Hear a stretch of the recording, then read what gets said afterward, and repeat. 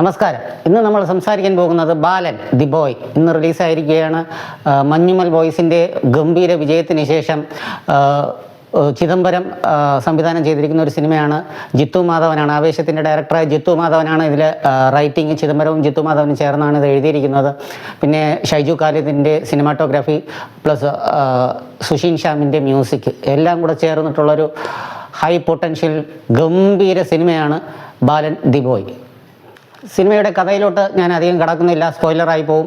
അപ്പോൾ അതിൻ്റെ ഒരു തീം ഞാൻ പറയാം. ഒരു അമ്മയും മകനും തമ്മിലുള്ള ഒരു യാത്രയാണ് സിനിമ ഉടനീളം കാണിക്കുന്നത്. ആ യാത്ര എത്രത്തോളം ദുസ്സഹമാണ്, അവരുടെ സർവൈവൽ. ഇത് ഒരു ത്രില്ലർ പടമല്ല, ഇത് ഒരു സർവൈവൽ ഡ്രാമ എന്ന കാറ്റഗറിയിൽ നമുക്കിതിനെ പെടുത്താം. ഒട്ടനേകം സിനിമകൾ വന്നുപോയ വർഷമാണ് 2026. എനിക്ക് എൻ്റെ പേഴ്സണലായിട്ട് എൻ്റെ അഭിപ്രായം പറയുകയാണെങ്കിൽ 2026 ഞാൻ കണ്ട ഏറ്റവും മികച്ച സിനിമ എന്ന് വേണമെങ്കിൽ ഇതിനെ പറയാം. അത്രത്തോളം ഗംഭീര എക്സ്പീരിയൻസ് ആയിരുന്നു.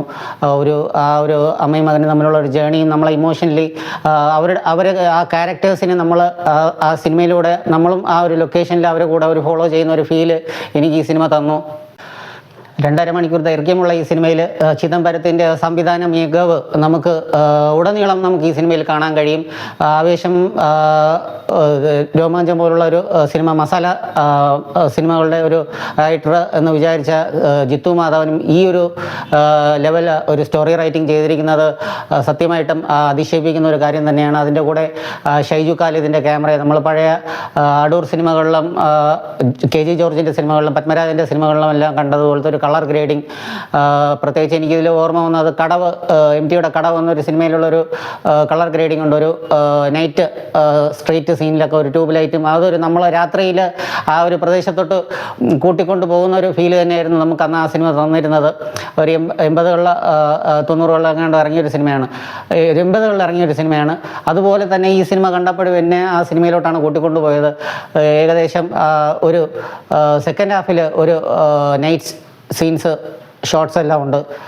നമ്മൾ ഒരു പ്രേക്ഷകനെ അതേ ലൊക്കേഷനിലോട്ട് ഡയറക്ടർ ആ തിയേറ്ററിൽ നിന്ന് പറിച്ച് നട്ടതുപോലെയുള്ളൊരു അനുഭവം തന്നെയായിരുന്നു ആ ഓരോ ഷൈജു ഖാലിദിൻ്റെ ക്യാമറ വർക്ക്. അതിന് ഉൾപ്പെടെ അതിൻ്റെ ഒപ്പം സുഷീൻ ശ്യാമിൻ്റെ മ്യൂസിക് ചെയ്തിരിക്കുന്നത് നമ്മൾ പാട്രിയോട്ടിലൊക്കെ സുഷീൻ ശ്യാമിൻ്റെ മ്യൂസിക് കണ്ടതാണ്, തികച്ചും നിരാശപ്പെടുത്തുന്നതായിരുന്നു. പക്ഷേ ഈ സിനിമയിലോട്ട് വന്നാൽ തുടക്കം തൊട്ട് ഇവർ അമ്മയും മകനും ഒരു സ്റ്റാർട്ടിങ് ആ ഒരു ജേണി തുടങ്ങുന്നത് തൊട്ട് ആ ഒരു മോഡ്, ഒരു ഫ്രഞ്ച് ട്രാൻസ് മോഡിലാണ് മ്യൂസിക് പോകുന്നത്.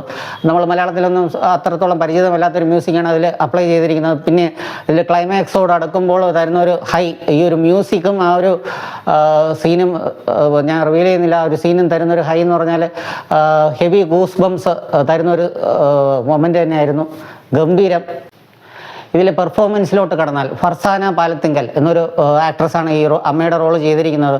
പുതിയ നടിയെന്നൊന്നും പറയത്തില്ല, ഗതി വേഴ്സറ്റൈൽ പെർഫോമൻസ് തന്നെയായിരുന്നു. പിന്നെ ബാലൻ, കുട്ടിയുടെ ഒരു റോൾ ചെയ്തത്, 2 പേരാണ് ചെയ്തത്. 2 കാലഘട്ടത്തിലൂടെ സിനിമ കടക്കുന്നുണ്ട്. അപ്പോൾ 2 പേരും വളരെ മികച്ചതായിട്ട് ചെയ്തിട്ടുണ്ട്.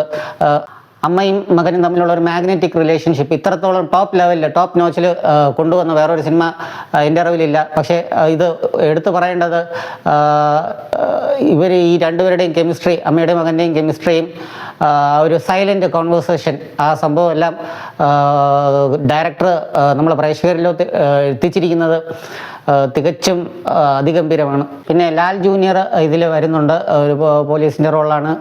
കിടിലൻ പെർഫോമൻസ് ആയിരുന്നു. പിന്നെ ഏറ്റവും എടുത്തു പറയേണ്ടത് ഇതിലൊരു ക്യാമിയോ അല്ല, ഇതൊരു ചെറിയ റോള് ടോവിനോ ചെയ്തിട്ടുണ്ട്. ടോവിനോയുടെ കരിയറിൽ തന്നെ എഴുതപ്പെട്ട് ചേർക്കാനുള്ള ഒരു ഏറ്റവും വേഴ്സറ്റൈൽ പെർഫോമൻസ് തന്നെയായിരുന്നു ടോവിനോ കാഴ്ചവെച്ചത്. കിടിലം എന്ന് പറഞ്ഞാൽ കിടിലം, അടിപൊളി. ചിദംബരം, ജിത്തു മാധവ്, ഷൈജു ഖാലിദ്, സുഷീൻ ശ്യാം, ഈ 4 പേരുടെയും പൊട്ടൻഷ്യൽ, ഇവരുടെ ടോട്ടൽ പൊട്ടൻഷ്യൽ ഒരുമിച്ച് കൊണ്ടുവന്ന, അത് കിടിലം ഔട്ട്പുട്ട് കൊണ്ടുവന്ന സിനിമയാണ് ബാലൻ ദി ബോയ്. എല്ലാവരും തിയേറ്ററിൽ പോയി തന്നെ കാണുക, മിസ് ചെയ്യരുത്. ഗംഭീര സിനിമയാണ്. പുതിയ വീഡിയോയുമായിട്ട് വീണ്ടും വരുന്നതായിരിക്കും. എല്ലാവരും സബ്സ്ക്രൈബ് ചെയ്യുക, ലൈക്ക് ചെയ്യുക.